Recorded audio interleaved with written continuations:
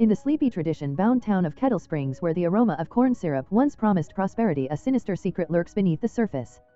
Clown in a Cornfield 2025 thrusts viewers into a harrowing tale of generational conflict, small-town madness, and the terrifying consequences of clinging to outdated ways. The film introduces us to Quinn Maybrook, a sharp, resilient teenager uprooted from her urban life and dragged to Kettle Springs by her father, Dr. Glenn Maybrook, after a personal tragedy leaves their family fractured. What begins as a fish-out-of-water story for Quinn quickly devolves into a desperate fight for survival against forces far more disturbing than she could ever imagine. The apparent tranquility of Kettle Springs is swiftly shattered as Quinn navigates the rigid social landscape of her new home. Her attempts to find normalcy lead her to connect with a group of rebellious local teenagers, including the charismatic Cole Hill. Together they form an unlikely alliance against the town's suffocating traditions and the condescending adults who embody them. However, their youthful defiance inadvertently triggers the wrath of a deeply unsettling antagonist, a legion of killer clowns led by the grotesque figure of Frendo, the seemingly innocent mascot of the town's once thriving corn syrup factory. These aren't just figures of urban legend, they are the physical manifestation of the town's darkest desires, an embodiment of the older generation's twisted notion of tradition and their desperate, violent need to preserve the past. As the film accelerates into a relentless cat and mouse chase, the true nature of Kettle Springs is horrifyingly revealed. The Frendos, it turns out, are not just anonymous villains but the very pillars of the community, including figures of authority like the sheriff and even Cole's own father. Their motive is chillingly simple: to cull the younger generation whom they view as a blighted crop threatening their archaic values and way of life.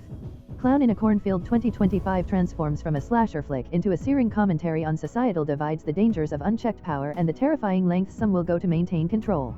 Quinn, armed with burgeoning courage and a desperate will to live, finds herself at the heart of this bloody conflict, fighting not just for her life but for the very future of a generation deemed expendable by those who claim to protect them. The movie opens with Jessica and her friend trying to get high. They're interrupted by an unseen force and Jessica disappears, leaving her friend screaming. The scene shifts to Dr. Glenn Maybrook and his daughter Quinn driving to their new home in Kettle Springs. Quinn is annoyed by her dad's old school rap music and the lack of cell service in their new, seemingly dilapidated house, which used to belong to the town's previous doctor. Glenn reassures her they'll be okay despite the initial struggles of moving in. The next morning, Quinn, a high school student, opts to walk to school instead of getting a ride from her dad, who promises to get groceries and Wi-Fi. On her way, she meets Rustin Vance, a somewhat eccentric neighbor who warns her about weirdos at school. At school, Quinn is late for class and immediately earns detention from a stern Mr. Vern. Her new classmates Janet, Ronnie, Tucker, Matt, and Cole are also given detention. Cole tries to defend Quinn, landing himself in detention too. They bond over their shared dislike of Mr. Vern, who is revealed to be upset about his brother's suicide after losing his job at the local Baypen factory, which recently burned down. The students show Quinn their YouTube channel, where they create videos turning Frendo, the clown mascot of Baypen corn syrup, into a serial killer. They explain that Frendo is a local legend in Kettle Springs, a town deeply rooted in tradition, especially Founders Day, a holiday celebrating corn. That evening, Glenn and Quinn go to a local diner, the only place in town. Quinn expresses her frustration with the lack of options and connectivity. They encounter Sheriff Dunn, who warns Quinn to stay away from that crowd of teenagers, implying a negative view of Cole and his friends. Quinn, a vegetarian, is put off by the diner's menu and the small-town atmosphere, further increasing the tension with her father. She leaves the diner early. Outside the diner, Quinn meets up with Cole and his friends. They share some stolen alcohol. Quinn learns that the factory fire was officially attributed to faulty wiring, but no one in town believes it was an accident. The group attempts to film another Frendo video, this time pranking Quinn. They lead her into the dark, abandoned factory, making her believe a real Frendo killer is after her. After a frightening chase, they reveal it was a prank. Quinn is angry but ultimately accepts it as part of their dynamic. She opens up to Cole about her mother's death from an overdose and how it led to her father's breakdown and their move to Kettle Springs. Cole shares his own tragedy, revealing his younger sister died last summer after a cliff-jumping accident at the local reservoir. Later that night, Cole walks Quinn home. Glenn, still upset about Quinn's earlier behavior, confronts Cole and forbids Quinn from seeing him again. Quinn argues with her dad, accusing him of running away from their problems by moving to Kettle Springs. She expresses her desire to stop running and just be okay. During their argument, they hear a strange noise, and then the car Glenn intended to surprise Quinn with a stick shift he wanted to teach her to drive is mysteriously destroyed.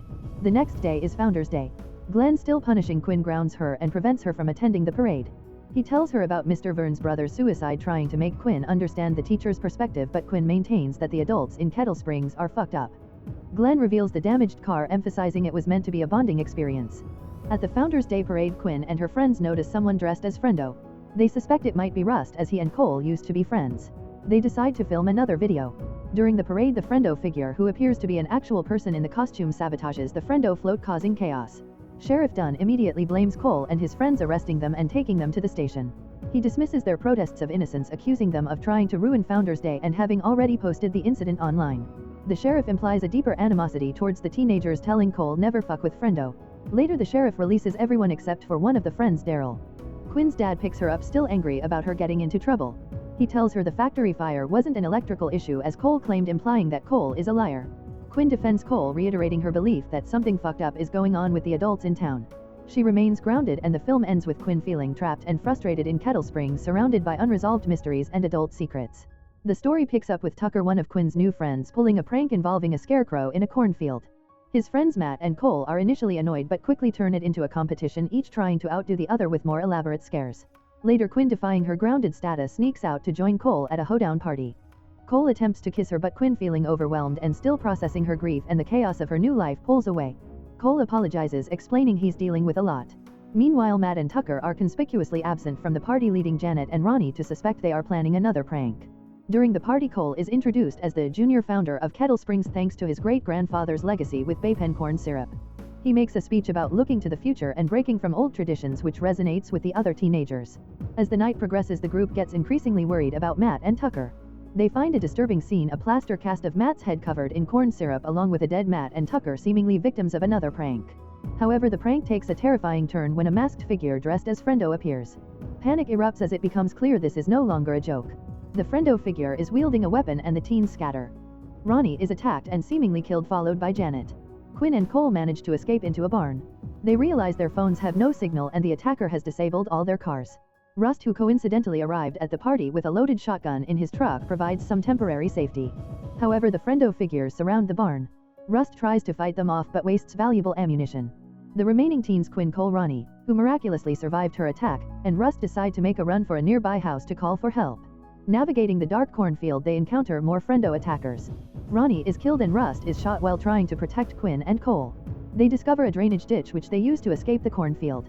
As they crawl through the ditch, Cole is pulled away by one of the Friendos. Quinn and the injured Rust continue to the Tillerson house, hoping to find a landline. Inside they find Mr. Tillerson dead. The phone line is cut and they realize the house is another trap. They are ambushed by more Friendos. During the struggle, Quinn is injured.